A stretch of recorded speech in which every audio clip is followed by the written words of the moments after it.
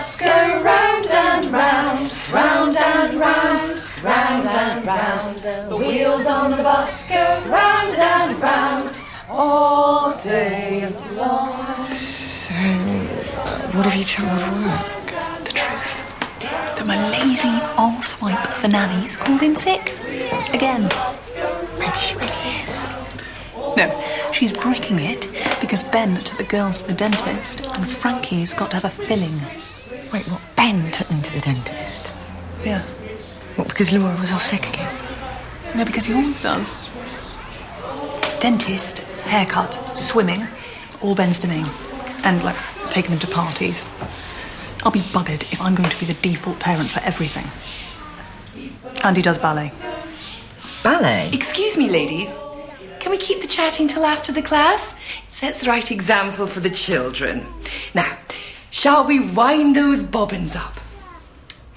Wind the bobbin up, wind the bobbin up. Pull, pull, clap, clap, clap. This is entirely what I hate about this bloody parenting lark. Well, other than the usual crap, obviously. It all goes on behind closed doors, so you don't have a clue what anyone else is up to, and you just sort of assume you're all doing it in much the same way until someone casually says something like, I'm buggered if I'm being the default parent, and immediately I think, oh God, am I the default parent? I'm the default parent. Sorry, the what? The default parent, you know, the one who does everything. In our day, that was called the mother. Everyone else's husband takes charge of stuff, you know, like haircuts and swimming and the dentist. I mean, Rich wouldn't even know where the dentist was. He doesn't do any of that. And nor did your father. I didn't really sort of see why you should, you know, wasn't it? Well, yeah, but that's when it was normal for dads to be crap. Your father wasn't crap.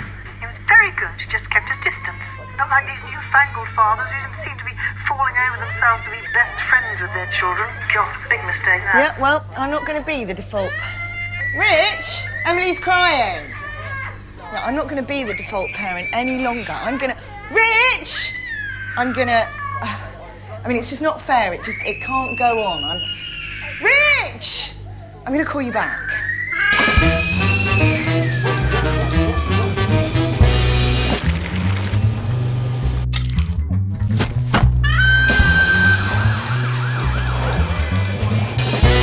Feels like I've been kidnapped. Do you know what I mean? Doing everything and not realising it's not normal to do everything. You know, it's like I've got that syndrome. What's that syndrome? The one when you fall in love with your captor. Stockholm syndrome. Yeah. And now I'm out in the real world and I'm realising how different it is for people who haven't been kidnapped. Can you put that knife down?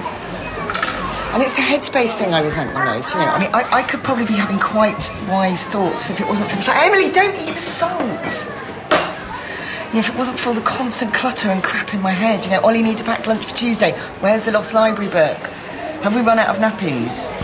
You know what I mean? And all Rich has to think about is, oh, what if Alan's free on Tuesday to watch the football? Well, Ben, you need to give Rich something that's his responsibility. Maybe something you'd rather not do. All of it. The food's just coming down. Food.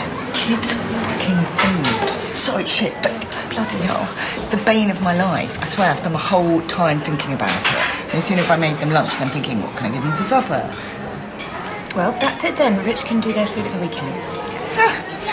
It's a recipe for disaster, literally. Why? Because he forgets. Oh. 3 fish goujons, please. Super, thank you. Oh, hold on. Mummy's just going to kiss that. And make them a multi. Yes, lovely, thank you. And the large Pinot Grigio. Hallelujah, cheers. Are your kids not eating?